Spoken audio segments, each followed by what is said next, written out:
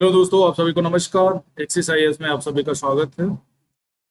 आज हमारा नया चैप्टर है हमें संसद क्यों चाहिए, अध्याय 3। इसके पहले क्लास 8 एनसीईआरटी यानी पॉलिटी की क्लास 8 एनसीईआरटी को हमने कवर कर लिया है और उसके 2 चैप्टर हो गए हैं, एक भारतीय संविधान, दूसरा धर्मनिरपेक्षता। आज हमारा तीसरा अध्याय है जिसको हम डिस्कस करने वाले हैं और अध्याय का थीम है हमें संसद क्यों चाहिए। संसद के बारे में आपने सुना होगा और नहीं सुना होगा तो आज सुन लोगे, आज जान लोगे कि संसद होती क्या है और इसको क्यों चाहिए हमें संसद। भारतीयों को इस बात का गर्व है कि हम एक लोकतांत्रिक व्यवस्था का हिस्सा हैं। क्या है हमारा जो शासन का स्वरूप है वो संसदीय व्यवस्था है और जो आदर्श है वो लोकतंत्र है। लोकतंत्र या प्रतिनिधि तंत्र, इसको कभी कभी अल्पतंत्र, गुटतंत्र, है ना, ये वही सारी चीजें कहते हैं। लेकिन हम 1947 में जब आजाद हुए तो हम लोकतंत्र बने, हमने संसदीय व्यवस्था को अपनाया, अध्यक्षीय व्यवस्था को छोड़ करके। इस अध्याय में हम निर्णय प्रक्रिया यानी जो डिसीजन मेकिंग होती है उसमें सहभागिता और लोकतांत्रिक जो गवर्नमेंट होती है, जो डेमोक्रेटिक गवर्नमेंट होती है, के लिए नागरिकों की सहमत के महत्व और विचारों के आपसी संबंधों को समझने की कोशिश करेंगे। ये हमारा थीम है। ये वही तत्व हैं जो सम्मिलित रूप से भारत में एक लोकतांत्रिक व्यवस्था का निर्माण करते हैं। कौन से? सहभागिता, लोकतांत्रिक सरकार, ये सारे क्या हैं? ये ऐसे तत्व हैं जो लोकतांत्रिक व्यवस्था का निर्माण करते हैं। इस बात की सबसे अच्छी अभिव्यक्ति संसद के रूप में मिलती है। इस अध्याय में हम देखेंगे कि किस तरह हमारी संसद देश के नागरिकों के निर्णय प्रक्रिया में हिस्सा लेने और सरकार पर अंकुश रखने में मदद देती है। इसी आधार पर संसद भारतीय लोकतंत्र का सबसे महत्वपूर्ण प्रतीक और संविधान का केंद्रीय तत्व है। अब देख सकते हैं पुराना संसद भवन गोलाकार है, इसके अंदर विभिन्न प्रकार के कक्ष है, उसी में लोग बैठते हैं। ये ब्रिटिश गवर्नमेंट के समय में बना था दिल्ली में, जहां पर विधान बनाया जाता है ना। इसी के आसपास कई सारे भवन है, राष्ट्रपति भवन, प्रधानमंत्री कार्यालय, है ना, सचिवालय, ये सारी चीजें हैं। और यहाँ पर क्या होता है? कानून बनते हैं, देश के विभिन्न मुद्दों पर चर्चा होती है। जैसे अभी मानसून सत्र चल रहा है और आप देख सकते हैं कैसे लड़ाई झगड़ा चल रहा है। पक्ष कह रहा है कि नहीं, हम मणिपुर मुद्दे पर चर्चा करने को तैयार हैं, विपक्ष कह रहा है कि नहीं, हम इस प्रकार चर्चा करेंगे। आज अविश्वास प्रस्ताव संभवतः सरकार के खिलाफ लाया जाएगा।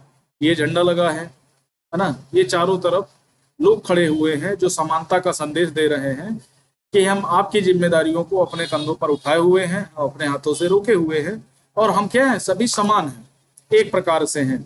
संसद के कुल मिला के अगर हम परिप्रेक्ष्य में देखें तो कुल मिला के 3 सत्र होते हैं।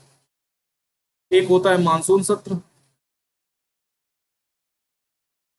एक होता है बजट सत्र और एक होता है शीतकालीन सत्र। संविधान में कुछ नहीं लिखा गया, ये कहा गया है कि 6 महीने से अधिक अंतराल नहीं होना चाहिए एक सत्र से दूसरे सत्र के बीच में। मानसून सत्र जो तुम्हारा चलता है जुलाई अगस्त में चलता है। बजट सत्र पहले मार्च के बाद चलता था लेकिन अब फरवरी से स्टार्ट होने लगा है। शीतकालीन सत्र तुम्हारा नवंबर दिसंबर सकता है। तो भारत में 3 सत्र, जो संसद के सत्र हैं वो 3 सत्र चलते हैं, आपको ये याद रखना है। लोगों को फैसला क्यों लेना चाहिए? क्यों लेना चाहिए भाई? आपसे पूछा जाए कि आप किस क्लास में पढ़ना चाहते हैं तो ये आप डिसाइड करेंगे ना कि नहीं, मैं इस क्लास में इस सब्जेक्ट के साथ पढ़ाई करना चाहता हूँ। मान लिया आप इंटर पास कर चुके हैं, आपसे पूछा जाए किस यूनिवर्सिटी में आप पढ़ना चाहते हैं और कितना परसेंटेज है आपका, आप कौन से सब्जेक्ट पढ़ना चाहते हैं, तो फैसला कौन लेगा? आप लेंगे, आपके माता पिता लेंगे, आप समझदारी पूर्वक फैसला लेंगे। लेकिन अगर आपको आप पे थोप दिया जाए कि नहीं, आपको आर्ट साइड ही पढ़ना पड़ेगा, तो आपको बुरा लगेगा। आपको लगेगा कि यार इंटर पास हो जाने के बाद मुझे फैसला लेने के लिए पावर नहीं है ना। तो वो सारी दिक्कतें, तो इसीलिए हमें क्या करना चाहिए? फैसले लेने चाहिए। हम सभी जानते हैं कि 15 अगस्त 1947 को हम आजाद हुए। स्वतंत्रता दिवस है, आने वाला है अगले महीने। इस आजादी के लिए पूरे देश की जनता ने एक लंबा और मुश्किल संघर्ष चलाया था। कई प्रकार के आंदोलन, कई लोगों को बलिदान देना पड़ा, है ना, कई लोगों को फांसी पे चढ़ना पड़ा, कोई लोग लाठी डंडों की चोट से मृत्यु हो गई, है ना, किसी को गोली मार ली गई। इस तरह से कई सारे घटनाक्रम हुए और इसके लिए हम कई लोगों ने, काफी सारे लोगों ने, समस्त देशवासियों ने क्या किया, संघर्ष किया और लंबा संघर्ष किया। इस संघर्ष में समाज के बहुत सारे तबकों की हिस्सेदारी थी, तरह तरह की पृष्ठभूमि के लोगों ने इसमें भाग लिया। वे स्वतंत्रता, समानता, निर्णय प्रक्रिया में हिस्सेदारी के विचारों से प्रेरित थे। उनका मानना था कि हमें अपने कानून स्वयं बनाने होंगे, है ना, हमें और ब्रिटिश वासियों को समान समझना होगा, निर्णय प्रक्रिया में हमें भी हिस्सेदारी दी जानी चाहिए। ब्रिटेन के लोग क्या करते थे, हम पे शासन करते थे और महारानी, एक ब्रिटिश संसद में एक कानून बन जाता था और भारत के लोगों को सुना दिया जाता था, और ये जानने का भी प्रयास नहीं किया जाता था कि भारतीय लोग इस कानून से सहमत हैं या असहमत हैं। तो ये समस्याओं को हम झेल रहे थे। तो उसी समय हमारे जो स्वतंत्रता सेनानी हैं उनके दिमाग में आया कि जब भी हम स्वतंत्र होंगे तो ये सारी चीजें हम अपने निर्णय प्रक्रिया में लाएंगे। औपनिवेशिक शासन के तहत लोग ब्रिटिश सरकार से भयभीत रहते थे। वे सरकार के बहुत फैसलों से असहमत थे, लेकिन वे अगर वे इन फैसलों की आलोचना करते तो उन्हें भारी खतरों का सामना करना पड़ता। स्वतंत्रता आंदोलन ने स्थिति बदल डाली। राष्ट्रवादी खुलेआम ब्रिटिश सरकार की आलोचना करने लगे, वे अपनी मांगे पेश करने लगे। 1885 में आईएनसी ने मांग की कि विधायिका में निर्वाचित सदस्य होने चाहिए, उन्हें बजट पर चर्चा करने, प्रश्न पूछने का अधिकार मिलना चाहिए। तो 1909, जिसे पार्लियामेंटो सुधार के नाम से भी जाना जाता है, कुछ हद तक निर्वाचित प्रतिनिधित्व व्यवस्था को मंजूरी दी, लेकिन हाँ, पूरक प्रश्न पूछने की अनुमति नहीं थी। बजट पर चर्चा कर सकते थे लेकिन मतदान नहीं कर सकते थे, और जब मतदान नहीं करेंगे तो पता कैसे चलेगा कि नहीं बजट अच्छा है या बुरा। अब पूरक प्रश्न पूछ नहीं सकते थे। तो ये सारी व्यवस्था तो दी गई, लेकिन सीमित स्तर पर। हालांकि ब्रिटिश सरकार के अंतर्गत बनाई गई ये शुरुआती विधेयिकाएं राष्ट्रवादियों के बढ़ते जा रहे दबाव के कारण ही बनी थी। इनमें सभी वयस्कों को न तो वोट डालने का अधिकार था, न ही वे आम लोगों के निर्णय प्रक्रिया में हिस्सा ले सकते थे।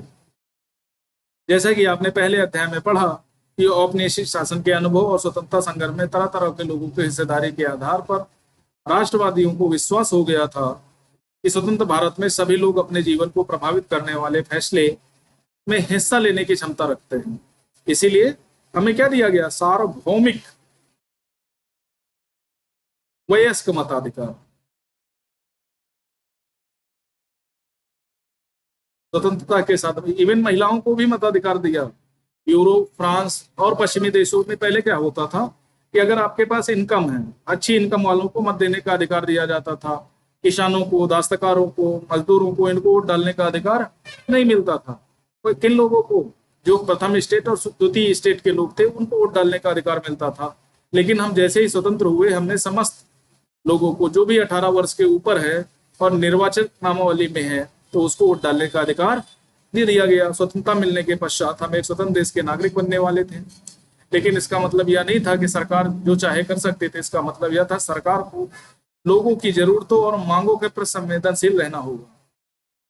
ठीक है, ये एक ईवीएम मशीन का है। 2004 के समय चुनाव में ईवीएम का प्रयोग किया गया। ठीक है, ये आपको याद रखना है कि ईवीएम का प्रयोग पूरे भारत में कब किया गया, 2004 में। इसके पहले केरला के चुनाव में किया गया था, फिर राजस्थान, झारखंड, छत्तीसगढ़ के चुनाव में किया गया। इस्तेमाल में 1,50,000 पेड़ों की रक्षा हुई, क्योंकि जो बैलेट पेपर बनता था ना, उसका कागज पेड़ों को काटकर ही बनाया जाता था। तो लगभग 1.5 लाख पेड़ों की रक्षा हुई, क्योंकि मतपत्रों की छपाई के लिए इन पेड़ों को काट कर 8,000 टन कागज बनाना पड़ता था। जनसंख्या जैसे बढ़ी तो और दिक्कत होगी। सार्वभौमिक वयस्क मताधिकार क्यों मिलना चाहिए, इसके पक्ष में एक कारण बताएं, क्योंकि सभी को सरकार में अपना पक्ष रखना है। और क्लास का मॉनिटर की कहानी आप पढ़ चुके हैं। संघर्ष के सपनों, महत्व, आकांक्षाओं और स्वतंत्र भारत के संविधान को ठोस रूप से ग्रहण किया। इस संविधान ने सार्वभौमिक वयस्क मताधिकार के सिद्धांत को अपनाया। क्यों अपनाया, बता चुके हैं। का मतलब यह है कि सभी वयस्क नागरिकों को वोट डालने का अधिकार है। जब स्वतंत्र हुए तो 21 साल के ऊपर के लोगों को वोट डालने का अधिकार था। बाद में संविधान संशोधन करके वोट डालने की एज को घटा करके 3 साल कम करके 18 वर्ष कर दिया गया, कि जो भी 18 वर्ष का व्यक्ति है और भारत का नागरिक है, उस पर कोई अपराध नहीं है या पागल अथवा दिवालिया नहीं है, तो उसको वोट डालने का अधिकार दिया गया। अब आते हैं अगली थीम में, लोग और उसके प्रतिनिधि। सहमत का विचार लोकतंत्र का प्रस्थान बिंदु है, यानी सहमत का विचार। आप सभी जानते हैं कि जब संविधान वाला चैप्टर हमने पढ़ा था तो उसमें बताया गया था कि जो संविधान का निर्माण हुआ सहमत के आधार पर हुआ, ना कि बहुमत के आधार पर। इस आधार पर हुआ, सहमत के आधार पर हुआ, बहुमत के आधार पर नहीं हुआ। एक एक बिंदु पर विस्तृत चर्चा हुई। सहमत का मतलब है चाह, स्वीकृति और लोगों की हिस्सेदारी, सभी लोग समान रूप से, चाहे वो किसी जाति का हो, किसी धर्म का हो, किसी भाषा भाषी का हो, है ना, किसी वंश मूल क्रम का हो, सभी लोगों को समान अवसर मिले। लोगों के निर्णय ही लोकतांत्रिक सरकार का सॉरी गठन करता है, उसके कामकाज के बारे में फैसला देता है। इस तरह लोकतंत्र के पीछे मूल सोच यह होती है कि व्यक्ति या नागरिक की सबसे महत्वपूर्ण और सैद्धांतिक स्तर पर सरकार अथवा अन्य सार्वजनिक संस्थाओं में इन नागरिकों की आस्था होनी चाहिए। अगर जो भी संस्थाएं बनाई गई हैं लोगों की उसमें आस्था नहीं है, मान लिया सुप्रीम कोर्ट फैसले नहीं दे पा रहा है, लोगों की उसमें आस्था नहीं है, तो ऐसे संस्थानों का क्या महत्व। संसद अगर आम लोगों की चर्चा नहीं कर रही तो ऐसे संस्थानों को बंद कर देना चाहिए। भाई क्यों, अभी नया संसद बना है, बहुत बड़ा है, 1200-1300 लोग एक साथ बैठ सकते हैं, दोनों सदन एक साथ चल सकते हैं, है ना, और काफी पैसा भी लगा है, तो उसका क्या महत्व अगर वो सकारात्मक चर्चा का केंद्र बिंदु नहीं बन पा रहा है, लोगों को अपनी बात करने का अवसर नहीं मिल रहा है, विपक्ष उधर परेशान है, सरकार पक्ष अपना परेशान है, तो लोगों को समझदारी पूर्वक वहां पर चर्चा करनी चाहिए। संसद का यही काम होता है। और जो भी कानून बनना है तो उसमें प्रॉपर सहमति लेने की कोशिश की जानी चाहिए, तभी उसको आगे बढ़ाया जाना चाहिए। व्यक्ति सरकार को अपनी मंजूरी कैसे देती है, जैसे आपने पढ़ा कि मंजूरी देने का तरीका क्या है, चुनाव है। चुनाव के माध्यम से लोग अपने प्रतिनिधियों को चुनते हैं और वो प्रतिनिधि लोगों का काम करते हैं। लोग संसद के लिए अपने प्रतिनिधियों का चुनाव करते हैं। आपने सब जानते हैं कि लोकसभा सदस्य का चुनाव कौन करता है, जनता करती है। प्रत्येक 5 वर्ष में लोकसभा के इलेक्शन होते हैं। सभी राज्यों के प्रत्येक जिले को लोकसभा निर्वाचन क्षेत्रों में बांटा जाता है ना, और सबके लिए वोट डाली जाती है। वोट में जो भी सरकार बनाने के लिए अपेक्षित बहुमत प्राप्त कर लेता है वो सरकार बना लेता है, यानी कार्यपालिका का निर्माण कर लेता है। और जो विपक्षी होता है, जो सरकार नहीं बना पाता, वो लोकसभा में पक्ष और विपक्ष एक साथ बैठते हैं। बात समझ में आ गई।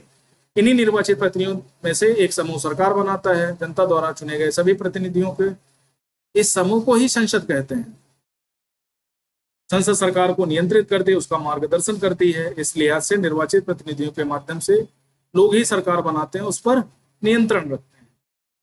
अब देखो, पुराने जमाने में चुनाव होते थे, हमारे पास बहुत सारे संसाधन नहीं थे, तो हम बैलेट पेपर मशीनें कैसे लाद के ले जाते थे, हाथियों के माध्यम से लाद के, और उन नागरिकों को वहां से ले जाते थे। बात समझ में आ गई। प्रतिनिधित्व का विचार कक्षा 6 की पुस्तक में आप पढ़ चुके हैं। अब एक कुछ क्वेश्चन है, एमएलए कौन होता है, उसका चुनाव कैसे किया जाता है, इस बात को समझने के लिए निर्वाचन क्षेत्र और प्रतिनिधित्व शब्द का प्रयोग किया गया है। अब देखो, MLA member of legislative assembly, यानी वह क्या बोलते हैं, विधायक। प्रत्येक जिले को विधानसभा क्षेत्रों में बांटा जाता है। ये राज्य स्तर पर चुनाव होता है। जैसे उत्तर प्रदेश में विधानसभा चुनाव हुए, मुख्यमंत्री योगी आदित्यनाथ बने। दिल्ली में विधानसभा चुनाव हुए तो मुख्यमंत्री वहां कौन बने, सरकार वहां किसकी बनी, आप पार्टी की बने। तो उसी तरह कई पार्टियां क्या करती हैं, चुनाव लड़ती हैं राज्य में। और राज्य का चुनाव कौन घोषित करता है, इलेक्शन कमीशन ऑफ भारतीय निर्वाचन आयोग घोषित करता है। चुनाव होने के बाद प्रत्येक यानी जिले को, पूरे राज्य को कई विधानसभा क्षेत्रों में बांट दिया जाता है और प्रत्येक विधानसभा क्षेत्रों का समय समय पर निर्वाचन करा लिया जाता है। और जो जिस पार्टी के उम्मीदवार सबसे ज्यादा जीत के आते हैं वो क्या करते हैं, सरकार बनाते हैं। और उन्हीं को जितने भी जीते हुए कैंडिडेट होते हैं वो कहाँ बैठते हैं, राज्य विधानमंडल में,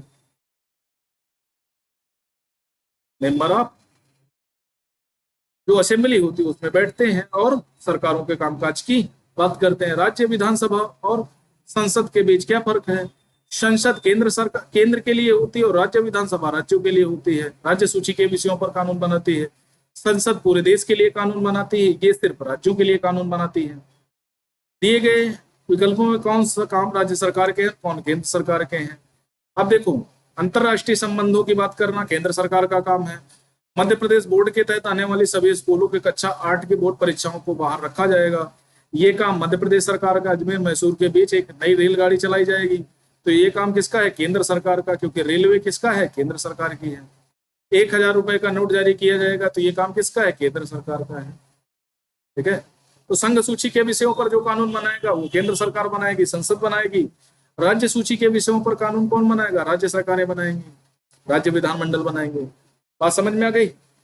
अगला 4 क्या है, सार्वभौमिक वयस्क मताधिकार। विधायकों प्रतिनिधियों के प्रत्यक्ष में सरकारों को आमतौर पर प्रतिनिधि लोकतंत्र की संज्ञा दी जाती है। प्रतिनिधि मूलक लोकतंत्र के लोग हिस्सेदारी नहीं करते, बल्कि चुनाव प्रक्रिया के जरिए अपने प्रतिनिधियों को चुनते हैं। लोग चुनाव सीधे या प्रत्यक्ष हिस्सेदारी नहीं करते, बल्कि चुनाव प्रक्रिया के जरिए अपने प्रतिनिधियों को चुनते हैं। ये प्रतिनिधि पूरी जनता के बारे में मिलकर फैसले लेते हैं। जैसे मान लिया आपने विधायक चुना अपने क्षेत्र से, तो ये क्या करेगा, आपके क्षेत्र की आवाज को विधानसभा में उठाएगा। उसी तरह आपने सांसद चुना, तो सांसद क्या करेगा, आपके क्षेत्र की आवाज को संसद में उठाएगा, जो अपने लोगों को। हाँ, आज के दौर में ऐसी किसी सरकार को लोकतांत्रिक नहीं कहा जा सकता जो अपने लोगों के लिए काम नहीं करती, या लोगों को काम न देती हो, लोगों को हिस्सेदारी न देती। इसका मतलब या देश के सभी वयस्क नागरिकों को वोट देने का अधिकार होता है। तो ये सारी चीजें आप पढ़ चुके हैं, मुझे पता है आप लोगों को ये पता होगा ये सारी चीजें। तो आगे बढ़ते हैं, संसद भवन को देख लेते हैं। ये देखो, गोलाकार चेहरा होता है। यहाँ एक तरफ पक्ष के लोग बैठते हैं, दूसरी तरफ विपक्ष के लोग बैठते हैं। यहाँ पर जो भी अध्यक्ष होगा वो बैठता है, और यहाँ पर सरकारी अधिकारी बैठते हैं। वो सारे कामकाज की कार्यवाही देखते रहते हैं। इनको बोलने का अधिकार नहीं होता, ये कागज इधर से उधर लेके जाते हैं। और ये क्या करता है, सदन को सुचारू रूप से चलाने का काम करता है। ये इसका सदन का प्रमुख होता है। यहाँ नेता प्रतिपक्ष बैठता है, यहाँ विपक्ष बैठता है, दाहिनी साइड में, और बाएं साइड में वो बैठता है। सर्वोच्च कानून निर्माती संस्था है। 2 सदन होते हैं, लोकसभा और राज्यसभा। इसके विषय में हम डिस्कस कर देते हैं। राज्यसभा में कुल 245 सदस्य, हालांकि कितने होने चाहिए, 250 सदस्य होने चाहिए, लेकिन 5 को अभी घोषित नहीं किया गया है। इसमें 552 सदस्य, 550 प्लस 2 को हटा दिया गया है। और 550 में 545 निर्वाचन क्षेत्रों में सीधे चुनाव होता है। इसमें 530 सीधे राज्यों से आते हैं, और 20 सीटें कहाँ से हैं, केंद्र शासित प्रदेशों से। इनकी अध्यक्षता लोकसभा अध्यक्ष करते हैं। और इसका राज्यसभा का सभापति कौन होता है, उपराष्ट्रपति। अब देखो, अब समझ लेते हैं संसद में कौन कौन होता है, किन लोगों से मिलकर के संसद का निर्माण होता है।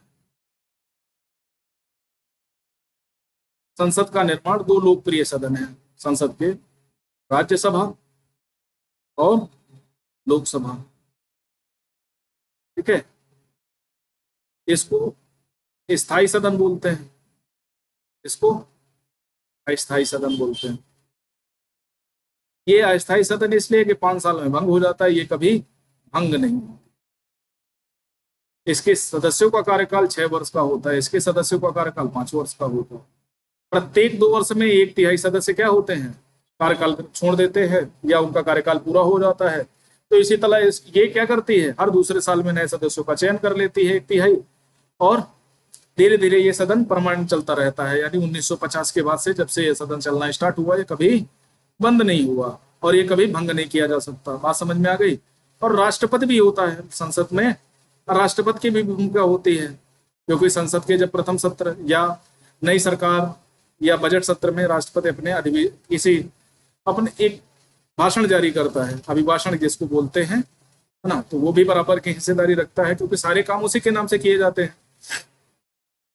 और अब देखो, जो लोकसभा होती है, लोकसभा में 2 प्रकार के पक्ष होता है, एक विपक्ष होता है, जिसको 1/10 यानी 550 में जिसके पास 55 सदस्य होते हैं, वो विपक्ष की भूमिका निभाता है। जिसके पास बहुमत होता है वो सरकार बनाता है। कभी कभी 2 पक्ष मिलकर के सरकार बनाते हैं। उसी तरह राज्यसभा में पक्ष विपक्ष होता है। बात समझ में आ गई। तो दोनों अपने अपने पक्षों की बात करते हैं। अब जैसे वर्तमान में राहुल गांधी विपक्ष में है और मोदी सरकार क्या है, पक्ष में है। और लोकसभा की अध्यक्षता लोकसभा स्पीकर करता है, ठीक है। और इसका चुनाव सदस्य अपने में से ही करते हैं। राज्यसभा में उपराष्ट्रपति सभापति होता है, हालांकि वो उसका सदस्य नहीं होता। लोकसभा अध्यक्ष लोकसभा का सदस्य होता है। संसद की भूमिका, भारतीय संसद लोकतंत्र के सिद्धांतों में भारतीय जनता की आस्था का प्रतीक है। ये सिद्धांत है कि निर्माण प्रक्रिया में जनता की हिस्सेदारी और सहमति पर आधारित शासन होता है। हमारी व्यवस्था में संसद के पास महत्वपूर्ण क्या है, सक्रिय है, क्योंकि यह जनता का प्रतिनिधित्व करती है। लोकसभा के लिए उसी तरह के चुनाव होते हैं जो राज्य विधानसभा के लिए, जो विधायकों के लिए जैसे चुनाव होता है वैसे एमपी के लिए होता है, मेंबर ऑफ पार्लियामेंट लोकसभा का। आमतौर पर लोकसभा के लिए हर 5 साल में चुनाव करवाए जाते हैं। जैसा 41 एक नक्शा दिया गया है, देश में बहुत सारे निर्वाचन क्षेत्रों में बांटा गया है। प्रत्येक निर्वाचन क्षेत्र से एक व्यक्ति को संसद में भेजा जाता है। मान लिया 10 लोग खड़े हुए, जो जीतेगा वही संसद में जाएगा। आमतौर पर विभिन्न राजनीतिक दलों से होते हैं, कोई भाजपा का है, बसपा का है, कोई बीएसपी का है, कोई सपा का है, तो इस तरह से बहुत सारे होते हैं। अब राजनीतिक दल देख लेते हैं। 1984 में निर्वाचित सांसदों की संख्या, हम दो हमारे दो भाजपा, कम्युनिस्ट सीपीआई भारतीय कम्युनिस्ट पार्टी भाकपा 2 सदस्य थे, सीपीआई मार्क्सवादी 22 सदस्य थे, इंडियन कांग्रेस सोशलिस्ट के 4 सदस्य थे, भारतीय राष्ट्रीय कांग्रेस जोरदार बहुमत के साथ कितने 404 सदस्य थे, जनता पार्टी की 10 सदस्य थे, लोक दल के 3 सदस्य थे। बात समझ में आ गई। 1980 में उसके 1980 में ही भाजपा का गठन हुआ था, उसके पहले जनता पार्टी में कार्य करते थे। अब ये क्या है, ये राष्ट्रीय दल है। अभी हाल फिलहाल में कुछ पार्टियों का राष्ट्रीय दल से वापस ले लिया गया है और कुछ नए दल को शामिल किया गया है, जैसे आपको राष्ट्रीय दल बना दिया गया है। क्षेत्रीय दल जो राज्य स्तरीय दल होते हैं, ऑल इंडिया अन्ना द्रमुक डीएमके बोलते हैं इसको, एआईडीएमके डीएमके, ये कहाँ की पार्टियां हैं, ये दक्षिण भारत की पार्टियां। All India forward block, Indian Congress J, Jammu and Kashmir conference, Kerala Congress, Muslim league, peasants and worker party, revolutionary party, Telugu Desam party, निर्दलीय 5 सदस्य थे, कुल मिलाकर 514 सांसद। असम और पंजाब की लोकसभा के चुनाव नहीं हुए थे क्योंकि यहाँ पर डिस्प्यूट था और यहाँ पर एक एक्ट लगा हुआ था। ठीक है। अब 1962 में तीसरे लोकसभा चुनाव के परिणाम दिखाए गए हैं। इस चित्र के आधार पर बताना है आपको, लोकसभा में किस राज्य के सांसद सबसे अधिक हैं, आपके विचार में ऐसा क्यों है? भाई सीधी सी बात है, जहाँ की जनसंख्या ज्यादा होगी वहां के सांसद अधिक होंगे। जैसे उत्तर प्रदेश की आबादी ज्यादा है, लगभग 25 करोड़ के आसपास है, तो वहां के 80 सांसद हैं। और गोवा के कम सांसद हैं, 2 ही होंगे। दिल्ली के सांसद हैं। लोकसभा में किस क्षेत्र के सांसदों की संख्या सबसे कम है? छोटे छोटे राज्य जो हैं। किस राजनीतिक दल को सभी राज्यों में सबसे ज्यादा सीटें जीती हैं? कांग्रेस ने जीती हैं सर्वाधिक सीटें। अपने राज्य में कौन सा दल सरकार बनाएगा? वर्तमान में, पुराने समय में, वर्तमान में तो उत्तर प्रदेश में कौन है? भाजपा है, ज्यादातर राज्यों में भाजपा है। 1999 में देखो क्या हुआ, बीजेपी आ गई 182 सीटों में और इसने कुछ दलों के साथ मिलकर के सरकार बना ली। बीएसपी आ गई, 14 राष्ट्रीय दल बन गया बीएसपी। कम्युनिस्ट पार्टी मार्क्सवादी 33 हो गए। भारतीय राष्ट्रवादी कांग्रेस 114 में रह गए। जनता दल यूनाइटेड, जदयू 21, अन्य 5। और फिर दक्षिण भारत के कुछ दल थे, कुछ अन्य क्षेत्रीय दल थे, उनके अलग अलग आंकड़े दिए गए हैं। ठीक है। तो ये सारी चीजें, और जो उम्मीदवार जीतते हैं उनको सांसद सदस्य या एमपी कहते हैं, मेंबर ऑफ पार्लियामेंट। राष्ट्रीय सरकार का चुनाव 3 अंग है, राष्ट्रपति, राज्यसभा और लोकसभा। भारतीय संसद के 3 अंग है, मैं बता चुका हूं आपको। इससे पता चलता है किस राजनीतिक दल के कितने सांसद हैं। यदि कोई राजनीतिक दल सरकार बनाना चाहता है तो उसे निर्वाचित बहुमत प्राप्त करना होगा, यानी 503 में 2 मनोनीत होते हैं, कुल मिला के 525 हो गए। तो इसको कितने चाहिए? 272 सदस्य चाहिए सरकार बनाने के लिए। और जो अगर नहीं है इतने, तो गठबंधन के साथ मिलकर के सरकार, जैसे यहाँ देखा होगा 182 भाजपा के अकेले हैं, तो इसने क्या किया, कई लोगों के साथ मिलकर के इसको 272 पूरे करने हैं। ठीक है। और जो नहीं, गठबंधन का विरोध करने वाले सभी राजनीतिक दल विपक्षी कहलाते हैं, जैसे वर्तमान में कांग्रेस और अन्य दल। कार्यपालिका का चुनाव लोकसभा का एक महत्वपूर्ण काम होता है, जैसा कि आपने अध्याय पहले में पढ़ा था। भारत का प्रधानमंत्री लोकसभा में सत्ताधारी दल का मुखिया होता है। प्रधानमंत्री अपने दल के सांसदों में से मंत्रियों का चुनाव करता है। ठीक है। ये मंत्रियों में सर्वोत्तम होता है, पीएम, और इसी के इर्द गिर्द सरकार बनती रहती है। यही सारे विभागों का आवंटन या मंत्रालयों का आवंटन करता है, राष्ट्रपति को सलाह देता है। ये मंत्री शिक्षा, विभिन्न सरकारी कार्यों का जिम्मा संभालते हैं। तो ये आपको सबको पता होगी। ये केंद्रीय सचिवालय है, जहां पर सारे सचिव मिलकर के सरकार का काम करते हैं। 1930 में के दशक में इसका निर्माण किया गया। ये सारी चीजें काम की बहुत कम है। राज्यसभा मुख्य रूप से राज्यों का प्रतिनिधित्व करती है। जनसंख्या के आधार पर 20 लाख की जनसंख्या पर एक राज्यसभा सीट है और 2001 की जनगणना को भी फॉलो किया जा रहा है। बात समझ में आ गई। दूसरी ये है, जितनी जनसंख्या ज्यादा होगी, सबका राज्यों का प्रतिनिधित्व है, राज्यसभा में राज्यों का प्रतिनिधित्व है, और इन लोगों का चुनाव इनडायरेक्ट होता है, राज्य की विधानसभा के सदस्य करते हैं। समझ में आ गया। तो ये इनडायरेक्ट सदन है, राज्यों का प्रतिनिधित्व। अब जैसे उत्तर प्रदेश से 31 सदस्य लागू करने के लिए जरूरी है कि उसे राज्यसभा की मंजूरी मिल चुकी है। इस प्रकार राज्यसभा भी बहुत महत्वपूर्ण भूमिका होती है, पर लोकसभा द्वारा पारित किए गए कानून की समीक्षा करती है, अगर जरूरी हो तो उसमें संशोधन भी करती है। विभिन्न राज्यों की विधानसभाओं के निर्वाचित सदस्य करते हैं, 233 निर्वाचित सदस्य होते हैं और 12 राष्ट्रपति मनोनीत करता है, ये याद रखना। और संसद का काम क्या होता है? सरकार को नियंत्रित करना, जवाबदेह बनाना, कानून बनाना, ये सारी चीजें होती हैं। संसद का सत्र चलता है। और सरकार गिराना इसके माध्यम से, अविश्वास अविश्वास प्रस्ताव के माध्यम से, निंदा प्रस्ताव लाना सरकार के खिलाफ, बजट बनाना, ये सब क्या है? सब सरकार के काम, ये सब संसद के काम है। संसद में यही तो होता है। तारांकित उदाहरण लोकसभा, तारांकित 2007 का एक दिया गया है, और कैसे के प्रश्न पूछे जाते हैं उसका मंत्री उत्तर देता है, लिखित में देता है, मौखिक में देता है, महत्वपूर्ण फीडबैक मिलता है। इसके चलते सरकार चुस्त रहती है। इसके अलावा वित्त से संबंधित विधेयक सभी मामलों के संसद की मजबूरी के लिए सरकार महत्वपूर्ण होती है, यानी बजट पास कराना, वित्त विधेयक, ठीक है, धन विधेयक, साधारण संविधान संशोधन, सब क्या करता है? संसद काम करती है। और उसमें लोकसभा राज्यसभा की भूमिका कुछ मामलों में कम होती है, कुछ मामलों में ज्यादा होती है। कानून बनाने का काम करती है। संसद में कौन लोग होते हैं? ग्रामीण पृष्ठभूमि के लोग होते हैं, या शहरों के पृष्ठभूमि के, दलित, आदिवासी, सभी प्रकार के लोग होते हैं। आप देख सकते हो, पहली में इतना मतदान प्रतिशत था, फिर अंतिम में इतना। ओके, तो ये सारी चीजें दी गई हैं। आई होप संसद आपको समझ में आई होगी। क्या काम करती है? कानून बनाना है, रिस्पॉन्सिबिलिटी, जिम्मेदार बनाना है, क्योंकि कार्यपालिका लोकसभा के प्रति जिम्मेदारी व्यक्त करती है। सवाल पूछना, बजट बनाना,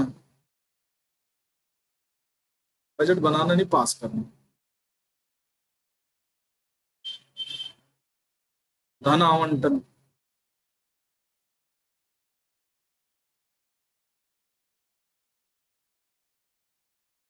दिन प्रतिदिन के मुद्दों पर